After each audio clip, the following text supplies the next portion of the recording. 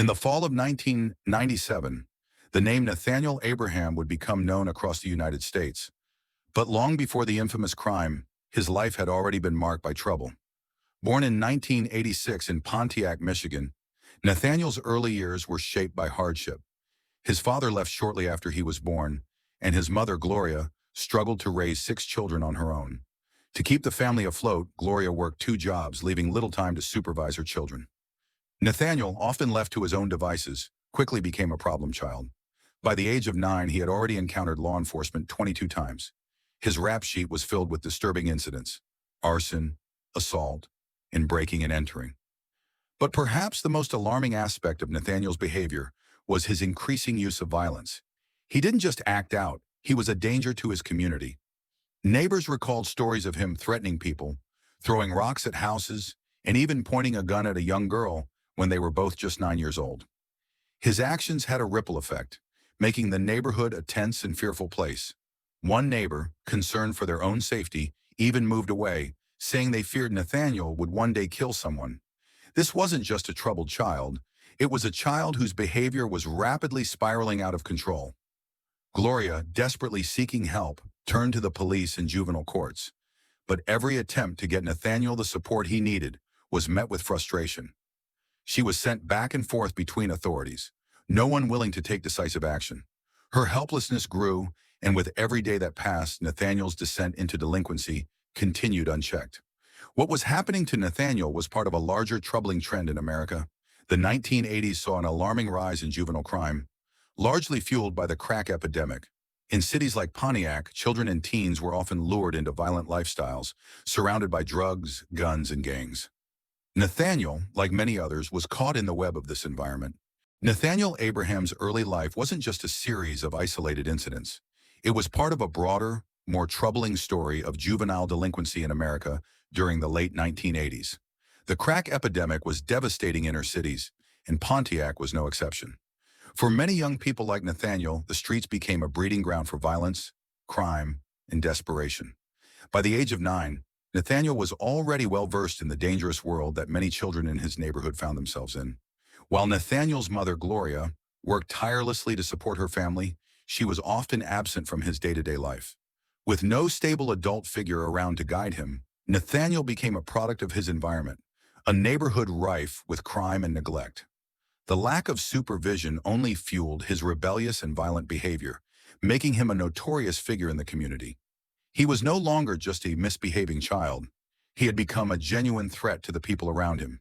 His repeated encounters with the law went unnoticed by many, and the system seemed ill-equipped to deal with his growing criminality.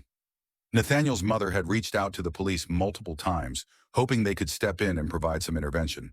But instead of offering the help she desperately needed, the authorities referred her to the juvenile courts.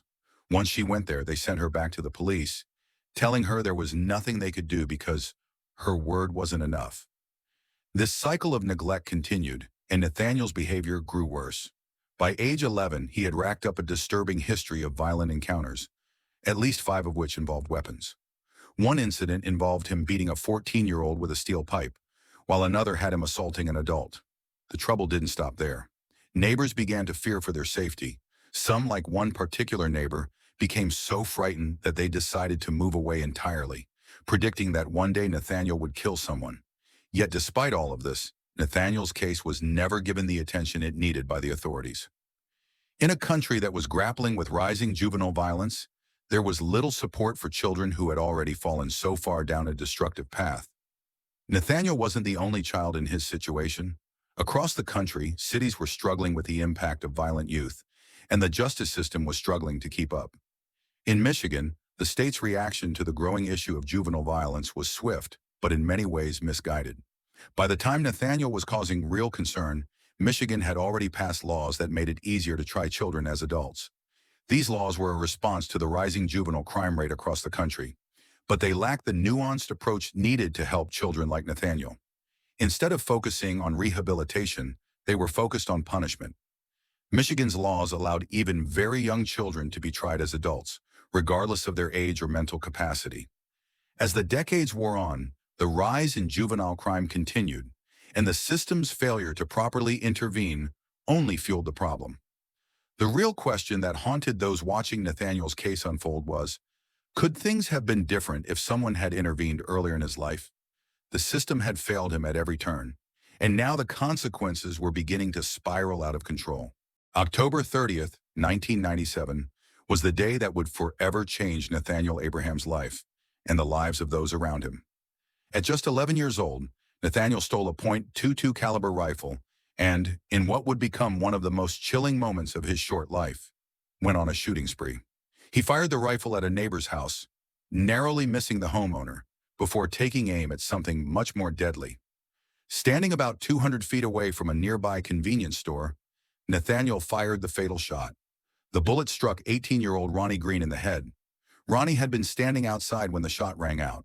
After fighting for nearly 24 hours, he passed away from his injuries. It was a tragic death, one that would leave a family devastated and a community questioning how an 11-year-old could be capable of such violence. Nathaniel's response to the shooting was chilling in its casualness. When questioned by authorities, he admitted that he had fired the gun, but he denied intentionally targeting Ronnie Green. Instead, he claimed he was aiming for light bulbs and trees, an explanation that seemed far-fetched to many. Despite his insistence that the shooting was an accident, the prosecution believed otherwise. The case quickly became a media sensation, and the public response was one of outrage and disbelief. How could an 11-year-old, still a child in many people's eyes, be capable of such a horrific act? But the situation was more complex than it appeared on the surface. Prosecutors were convinced that Nathaniel had premeditated the crime. They pointed to conversations Nathaniel had with his girlfriend, where he allegedly said he planned to kill someone. Witnesses also testified that after the shooting, Nathaniel bragged about his kill to his friends, further suggesting that the shooting was not an accident. As the investigation continued, authorities began to piece together a troubling pattern in Nathaniel's behavior. His past was filled with violent outbursts and reckless acts, and now he had crossed a line no one could ignore. The prosecution was determined to charge him as an adult, which was made possible under Michigan's harsh juvenile crime laws. In a state where even very young children could be tried as adults, Nathaniel's case would become one of the most controversial juvenile murder trials in U.S. history. The debate about whether or not an 11-year-old could and should be tried as an adult became a national conversation. Some people argued that Nathaniel should face the full consequences of his actions, regardless of his age. Others, however, believed that trying him as an adult would be an injustice, citing his age, his troubled upbringing, and his apparent lack of maturity. As Nathaniel Abraham's case moved from the streets of Pontiac to the courtroom, the entire country watched with bated breath. The central question was whether an 11-year-old child, someone still in elementary school, should be tried as an adult for the murder of an 18-year-old. The decision to prosecute him under adult charges set the stage for a legal battle that would raise complex questions about justice, childhood, and the consequences of violent crime. Nathaniel's defense team, led by renowned lawyer Jeffrey Feger, argued that the young boy was mentally and emotionally immature. They highlighted Nathaniel's troubled upbringing and lack of supervision, making the case that he had the mental capacity of a much younger child. Feger's team presented psychological evaluations, showing that Nathaniel's IQ was 70, putting him in the borderline intelligence range, and his thought process at the time of the crime was more in line with a 6-year-old than an 11-year-old.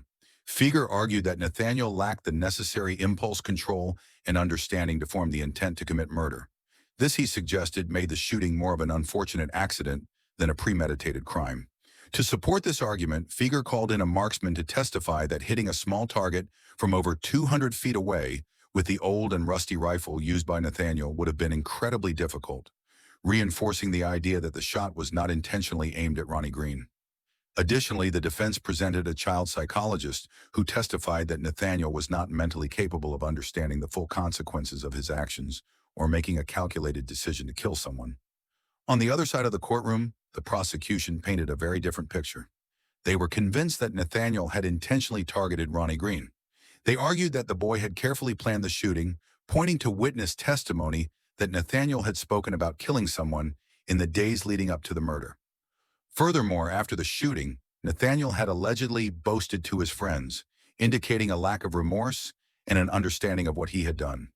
The prosecution also highlighted inconsistencies in Nathaniel's statements to the police, which they argued showed that he understood the gravity of his actions. His admission that he fired the gun was one thing, but the contradictions in his version of events raised suspicions. To the prosecution, these inconsistencies were proof that Nathaniel had deliberately killed Ronnie Green. The trial quickly became a battle over Nathaniel's mental state and whether he should be held fully accountable for his actions. At the heart of the case was the question of whether a child, no matter how violent or disturbed, could truly be tried as an adult. The defense insisted that Nathaniel's age and mental development should be the deciding factors in his trial, while the prosecution, backed by Michigan's controversial Get Tough laws on juvenile crime, argued that he should face the harshest consequences. Throughout the trial, Nathaniel's appearance in court was striking. At just 13 years old, he appeared in oversized prison clothes, shackled and chained as he sat before the jury. The young boy, once described as a dangerous child, was now a shell of his former self, often sobbing during the proceedings.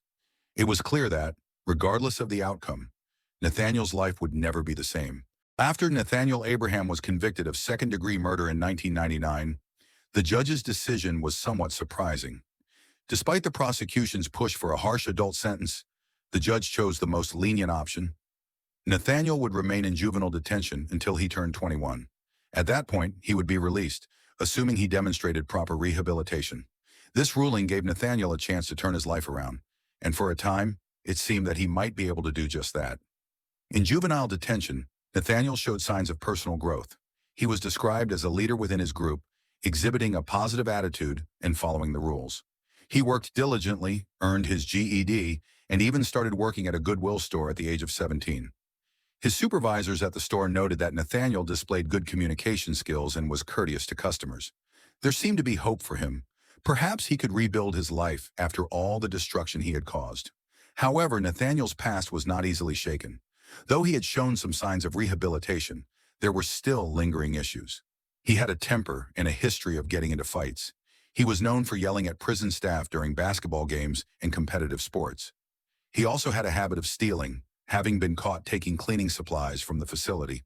While these issues weren't violent, they were troubling indicators that Nathaniel hadn't fully overcome his past. In 2008, just a few years after being released, Nathaniel was arrested again. This time, it was for possession of 254 ecstasy pills. He was caught with the drugs in a liquor bottle and sentenced to 4 to 20 years in prison.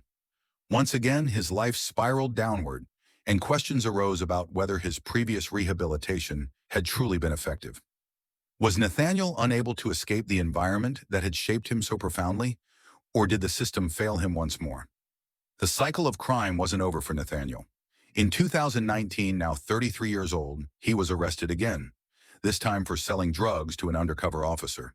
He pleaded guilty and expressed remorse for his actions. The court was lenient in sentencing him, likely due to his willingness to show regret and his history of earlier attempts at rehabilitation.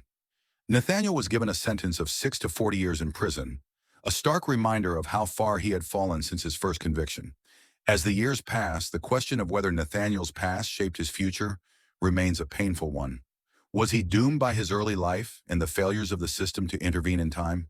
Or did his repeated offenses suggest that he never had a real chance to change?